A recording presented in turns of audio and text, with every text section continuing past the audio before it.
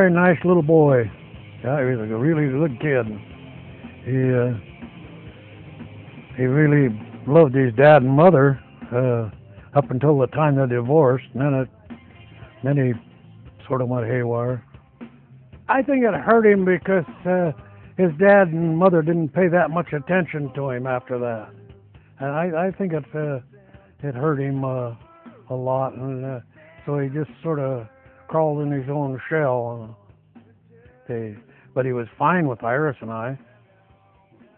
He's a very good boy. In fact, he come to just before they divorced. Well, Kurt come down to Arizona. Iris and I was living in Arizona 6 months out of the year, and Yuma, and Kurt come down there, and then he rode home with us. It was time to come home, and he rode home with us, and we stopped at the different places in California and took him to them, like Disneyland and Knoxbury Farm and Universal Studios and the zoo.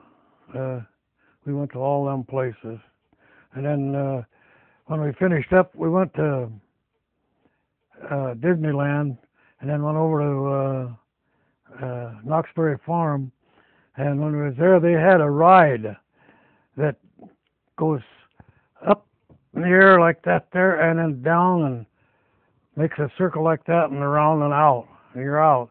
And they got a board hanging there. If your head touches the board, you can ride on it. If it don't, well, you can't ride on it by yourself.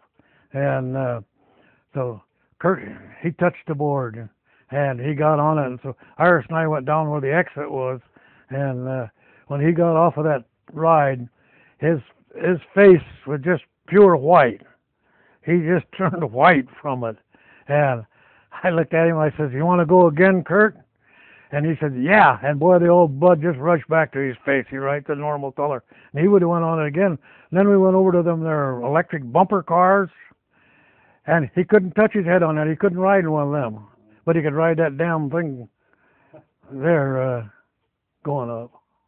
And we finished up there. We went home, started home, and he fell asleep. We were sure glad he fell asleep when we went by Magic Mountain.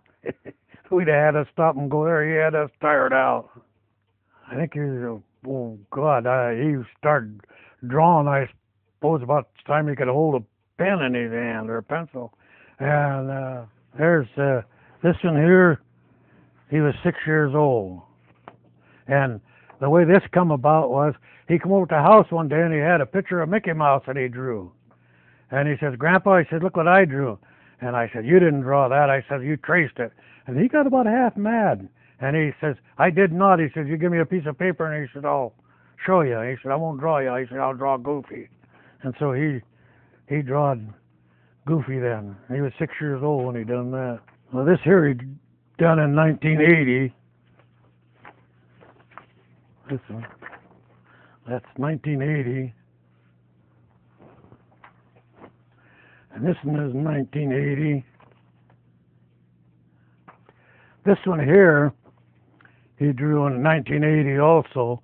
And this one here is on a cover of a book that my niece wrote, Beverly. She wrote a book about suicide and stuff. And that's just... but I don't think she done too damn much research on it.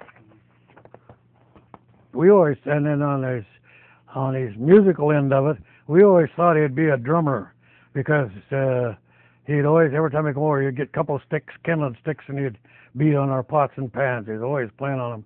And then his uncle, Chuck Freidenberg, had a band. Or he was in a band. I don't know whether it was his or not. And Kurt used to go play the drums in that. He played them a couple times for the band during rehearsal, I guess. He was pretty talented. This is a Christmas card he sent to Iris and I one year. Got some writing in here. He says, "Dear long-lost grandparents, I miss you very much," which is no excuse for not visiting. "I'm very busy living in Olympia when I'm not on tour with my band. We put out a single just recently, and it is sold out already. We are recording for our debate LP this Monday, which will be released in March. In February, we are going to tour again to California. Then we'll be back in April, only to take a break, then on the road again. I'm happier than I ever have been.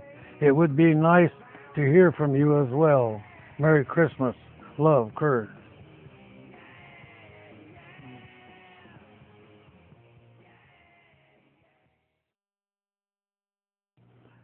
Aberdeen is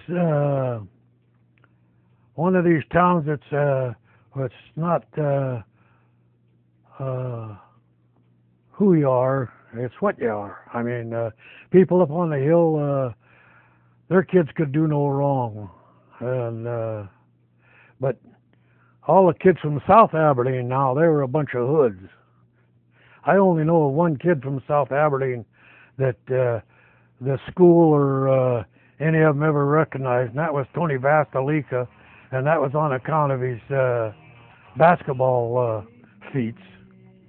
And so that's the only reason I can see that they liked him. I get letters from all over the world. I got stacks of them in there. And you know, the funny part of it is the people here in Aberdeen really don't want nothing to do. That's where Kurt got the redneck part. They don't want nothing to do because he was on dope. But at the same time, they run Kurt down, and he was a native son here. But at the same time, what about Elvis Presley, Sammy Davis Jr., Judy Garland, all of them? They were dopers, and they worship them, Elvis Presley, and they think nothing of that, but they can't realize that, you know, that I would say that 95% of the letters that I get from around the world and from the United States do not mention Kurt's drugs. It's about his music, how that music helped them straighten their days out and stuff. That's what it was. That's what them letters were all about. But the people here in Aberdeen just can't seem to understand that. I was really proud. I really thought that was something to have a Cobain on TV that way and known around the world. I thought that was pretty good. By the way, we got a committee going down in Aberdeen for a park for him. Now, where the city limit sign is in Aberdeen, says "Welcome to Aberdeen." We're putting a sign down below it that says "Come as you are," and it'd be in the same color and shape and stuff as the welcome sign. We're putting it there, and we're looking for a piece of land now, and we're hoping for a lot of contributions.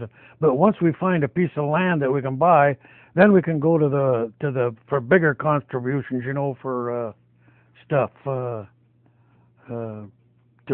put on. And we want to build a cement wall for a graffiti wall, because like, have you been under the bridge up there? Yeah. All the writing that's under there.